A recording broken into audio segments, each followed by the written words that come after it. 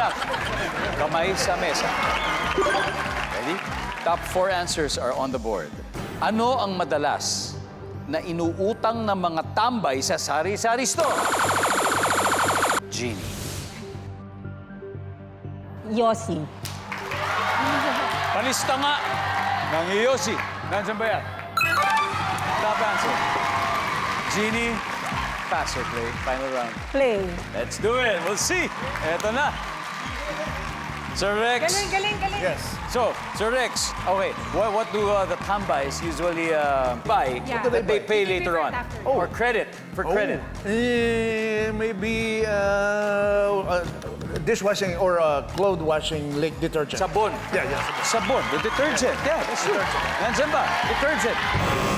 Okay, Chino. Again, madalas na inuutang ng tambay sa sari-sari store. Alak. Alak. Good answer. Tapos doon na inom. Yes, syempre. Di ba? Nandyan ba ang alak? Yo! Miss D, again? Madalas na inuutang, yung tambay mahalaga, na tambay sa sari-sari. Chichirya. Pampulutan, siyempre. Kailangan natin ng chichirya. Nandyan ba yan? Wala. Hadal na. Jeannie, you have to get this. Anong madalas na inuutang ng mga tambay sa sari-sari store? Soft drink. Soft drinks. Survey says, yeah. Mr. Rex, what do the tambays usually buy in the sari-sari store, which they just get now and pay later? Oh, okay. Like for credit. Maybe like canned food, canned goods. Canned goods. Delata.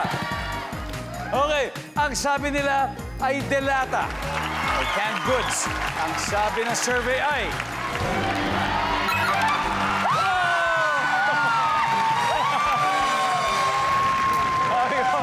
Dahil dyan, ang ating final score, Super Friends 294. Grabe, coming from behind, nakahabol. At syempre, ang the mic drop to 225. You played well. You guys played well. Yes, DJ Joco Loco, Aljon, Jaiho, mag-uwi pa rin kayo ng 50,000 pesos. Maraming salamat sa inyo.